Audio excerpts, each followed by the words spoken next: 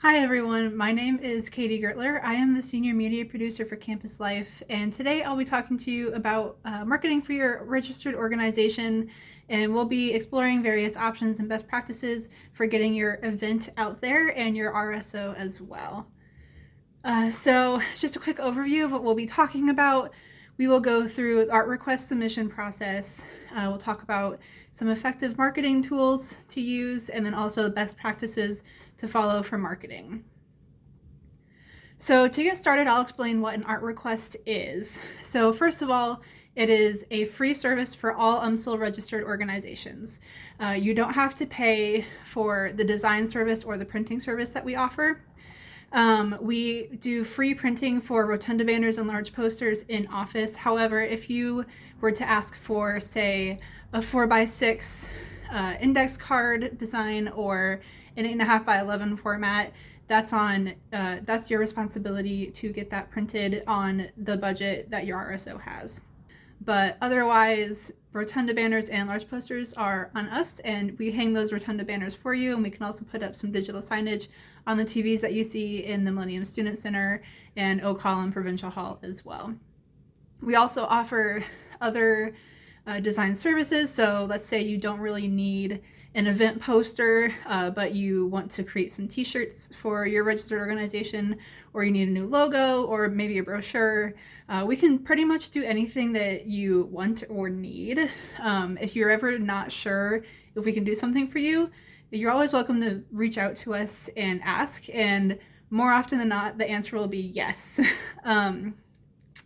So I will show you a little bit about how to navigate to the art request system itself.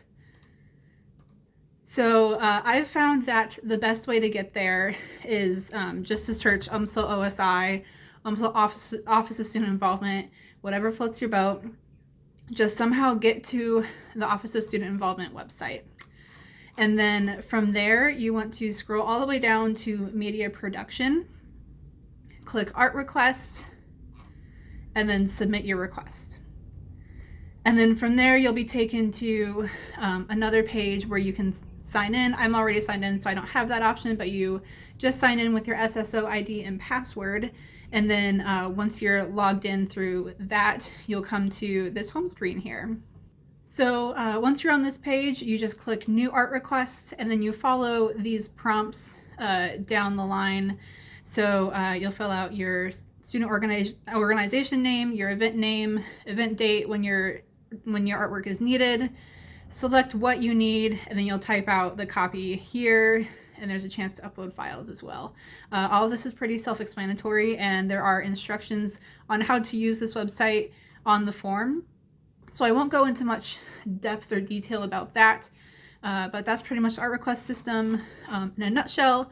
Once you have all that figured out, everything filled out, you'll just make sure that you've marked that you have read the terms and conditions, and then press submit. It takes about 2 weeks for us to complete a first proof of an art request. So you want to make sure that you allow enough time for us to do that, but I'll talk about that a little bit later. More about the art request submission process. There's a few key things that you really want to remember while you're submitting.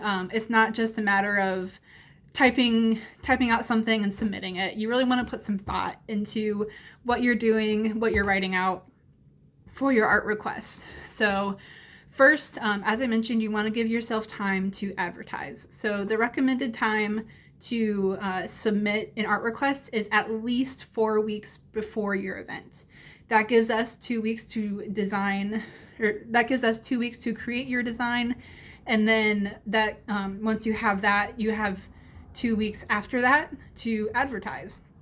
So you don't want to be submitting an art request with the due date set to the day before your event, because then you're not going to have enough time to advertise. You may not have as good a turnout as you want. So make sure you're getting that in at least 4 weeks ahead of time. Even sooner is a lot better. Make sure to proofread what you submit. So we copy paste everything, and we leave in all typos, all grammatical errors, because that's on you to make sure that your content is correctly written. You want to make sure to be specific. In your art request form, you're allowed to tell us what you want. If you have a vision for how you would like your art request to look, make sure that you include that, because if you tell us after the fact, after we've created your first proof, you want it to look a certain way, we're not going to be able to accommodate for that, because then that would take another 2 weeks to create, and then your art request is late and you won't have it on time. Give examples. So if there's another design out there that you really like, that you would like us to not copy but kind of mimic, you're welcome to upload those files to the art request form. We don't copy other designs exactly because that's plagiarism and it's illegal. So, but we're more than happy to get some inspiration from you and know what you would like your art request to look like. Make sure to keep it simple. So especially when you're creating content, you don't want to create this long, beautiful, elaborate paragraph. I'm sure that would look great on social media or an email, but for submitting content for an art request, you want to be able to keep it short and simple. Some examples of art requests that may be a little text heavy or text light. The first one would be diversity debut. So you can see this is the final design that we created, and this was the information submitted. So there's the title and the day, time, place, and then mocktails and appetizers. Quick, easy to see. You know what that is. You don't need a whole paragraph saying there will be delicious mocktails and appetizers available at this event. You can be pretty simple and concise with it.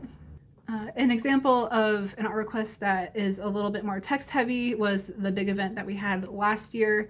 So this was submitted again with like pretty just like hard break information, and then a paragraph as well. So this is how it turned out. It still turned out as a good design.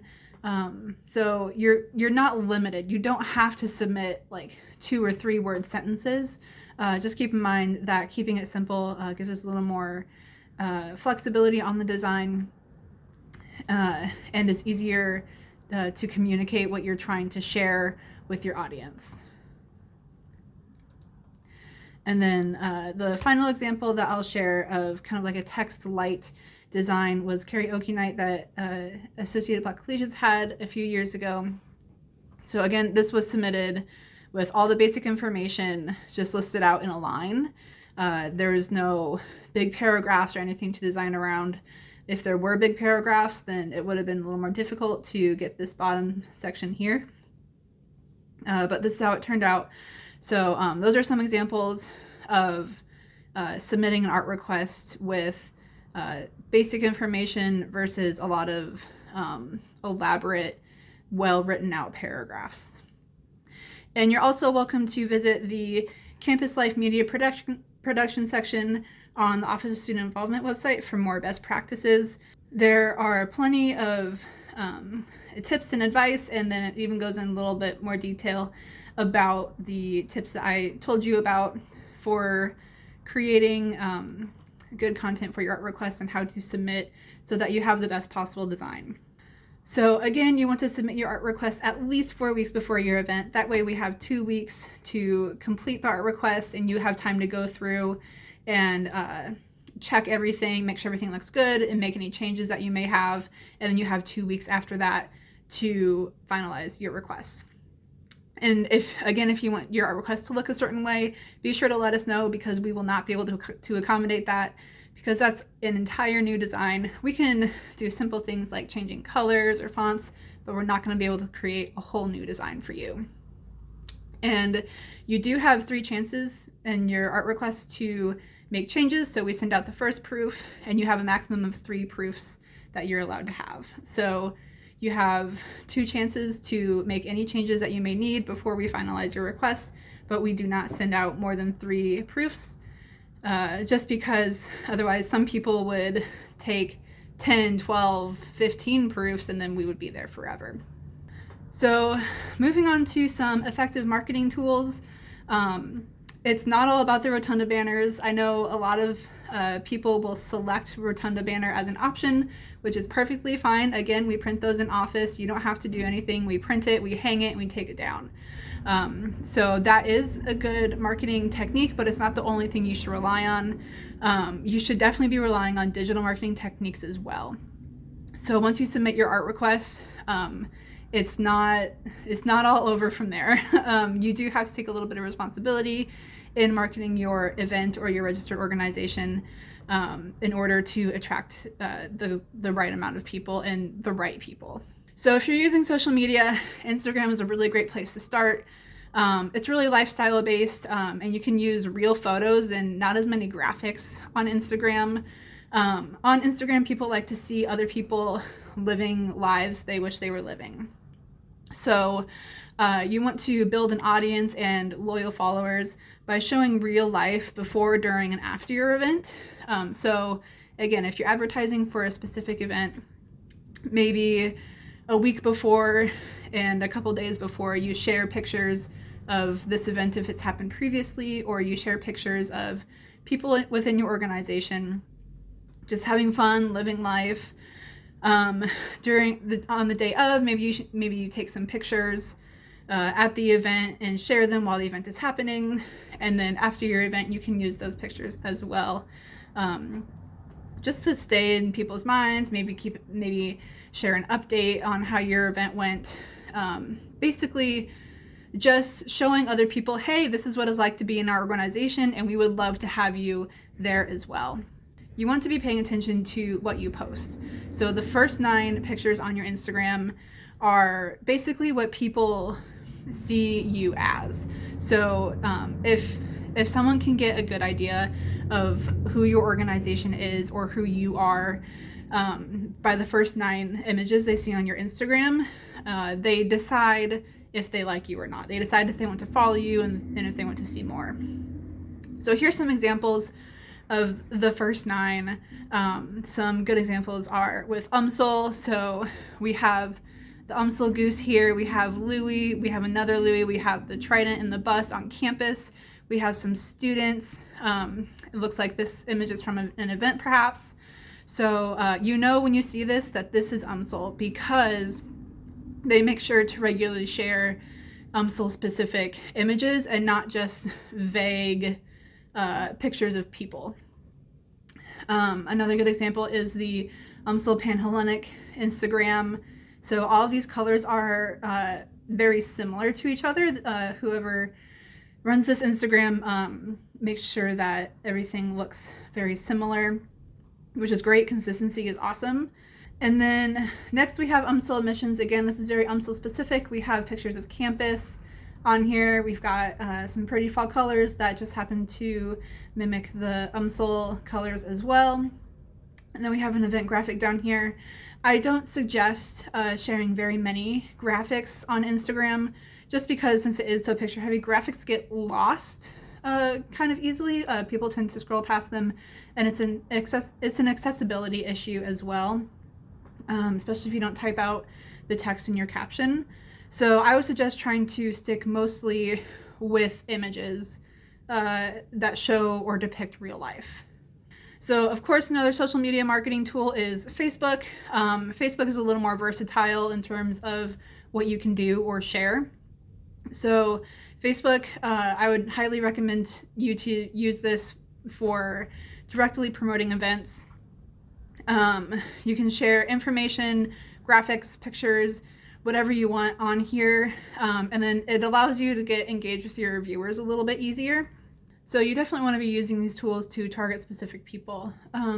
You don't want to just be shouting into the void, which I feel like that's what social media can feel like sometimes. So be sure that you're talking to your specific target audience. So figure out who your target audience is and then try to speak directly to them, instead of just trying to say, hey everyone, come look at my post, come look at this thing that I shared, because not everyone wants to be involved because they may have different interests, or their interests may not align with what your organization is. And that's okay. You don't need every single person on campus or in the world to be following you, but you do want that specific target audience that you're going after. So definitely be catering to them with the content that you share. So set attainable goals. Again, don't be shouting into the void, hoping anyone and everyone sees what you're sharing. Define your target market. Again, figure out who you're talking to and why they should be listening. Use more than one channel. Instagram and Facebook are great starting places. You can also go on to Twitter, TikTok, any other social media that you may think is relevant to your organization. TikTok is obviously a great marketing tool, but I found that it's best to use it in collaboration with Instagram or Facebook, just because with TikTok you're so limited. You can only share videos, and that really is just screaming out into the void because anyone and everyone can see what you share. So I would recommend starting with one of those two main platforms and then moving on to something like Twitter, TikTok, LinkedIn. And then combine your online and offline marketing strategies. Sharing on social media is great. Putting up flyers is great, but you really want to be using both those practices in conjunction with each other. You may see some sort of turnout with just one, but you'll get the best turnout and the best results when you use all different types of marketing practices together. So now a little bit about accessibility on social media. This is something where you want to be sharing things that are accessible and that everyone can read them. So not everyone has the ability to look and listen to their phone at the same time. So make sure that you're keeping your text live on social media. So a good example is if you have an event graphic with all the information on it, you have the time, date, place, and a little blurb about what the event is. You want to be sharing that in your caption as well. For example, you want to be typing all of that out so that someone who maybe uses a screen reader can see that as well, because screen readers can't really pick up on some of that information if it's on a flat image, and if they can, then it's sometimes difficult depending on how the artwork is designed. So keep that in mind. Don't just share a graphic with a ton of information on it. Regardless of how beautiful it is, make sure it's accompanied by live text within the caption. Or if you're sending out an email, make sure you type that out in the email as well. You don't want to just be sharing an image, because then some people aren't able to see everything and read everything, so then they're not getting all the information that you're trying to communicate. And then also QR codes, while they work great on posters, don't work on social media. So if you are sharing anything on social media, just keep in mind you don't need a QR code on there, because again, it's not going to work. So thank you for following along. I hope this was helpful for you and you learned a little bit about the art request system and marketing practices for your registered organization and your events. If you ever have any questions, feel free to reach out to me. Again, I'm Katie Gertler, or you can reach out to the media production department at umsl.edu email. Contact information is all on the Office of Student Involvement website. So thank you again for watching, and I hope you have a great soul.